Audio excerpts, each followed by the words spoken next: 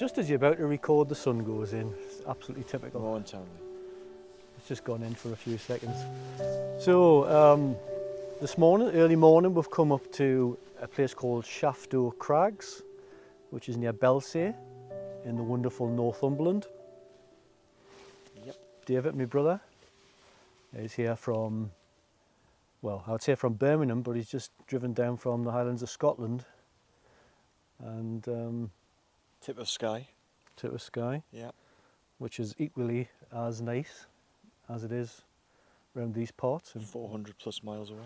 yeah, it's a long way away. So part of the reason we like to come out into the wild like this is to get some shots of the, you know, the lovely countryside, get away from people, get away from sort of normal life, and just, I don't know, just soak it up. And as I said in the last video, we were talking about, you know, events going on in the world and how the news is, you know, the mainstream news is really just winding everyone up all the time. And it's, you know, when you come out into the countryside like this, it's just a polar opposite. You know, you just realise that the world is just getting on and doing its thing, and the media's doing its thing, and it's we need to try and ignore it as much as possible, or at least keep it in perspective anyway. It's like the catastrophizing of it, which is the thing that's really changed in the last couple of years. It's not like there's global warming or climate change that was happening gradually and we needed to change, but suddenly you've got time limits that the world has got 12 or 15 years before we reach a point of no return or something like that. So it's the catastrophizing of it that's fundamentally changed, I think, in the last couple of years. I didn't really want to get into the nitty-gritty about this kind of thing. Sometimes you just can't help yourself. You end up going down the rabbit hole and you start analysing everything. But I think one of the questions I want to ask, why is this climate catastrophe suddenly a catastrophe? We've been presented with an argument of global warming and then climate change, and they've taken on, as it were, the adult audience. And I think the Greta Thunberg example is where I think there's a deliberate strategy now is to skip a generation. So you get the children much earlier, so as they grow up, they're much more climate aware. So you want them to be environmentally aware, but now to kind of internalize this idea is that sense of urgency that they want us to accept.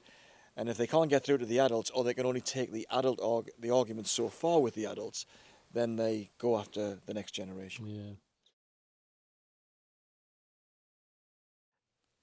It's funny how we're all being scared into this climate catastrophe, and we're talking about our coastal towns and everything being under threat. Yet investment from banks and entrepreneurs in beachfront properties is actually at a high. So what do they know that the rest of us don't know? I was on Twitter just this week where somebody had presented an argument. I think it might have been Jeremy Vine or something, and he said something about this climate, the climate catastrophe, and I said, "Oh, should we prosecute people?" The argument was, should we prosecute people for not embracing the climate catastrophe agenda or something like that? The precise details I can't remember, but my response was, I think we should prosecute those wealthy beachfront investors for not moving inland with the rising sea levels. And it took about 5 minutes for someone to start presenting me data that sea levels weren't actually rising. So that's the reason why they weren't de-investing of these properties. Yeah, I mean, it's just one of those things. It's just another thing that we're having to deal with in this modern world with social media and 24-hour news cycle. If it's not one crisis, it's another. Everyone's interested in politics these days, and this is highly political. Climate change. I mean, I'm by no way a climate denier. I believe that things are changing. I believe that we should take care of the environment. It's in all our interests. Absolutely. Who would not want to take care of their environment? This environment, yeah. So I don't think anyone's convinced by the latest so-called climate catastrophe. I think a lot of people are virtue signalling. to forward their profiles. It's all about your profile these days, isn't it? If you've got a big profile on social media or on TV or in movies, then it's all about the money. It's all about the money. The real world is not Twitter and it's not BBC News. This is the real world, and it looks absolutely bloody fine to me. Yeah.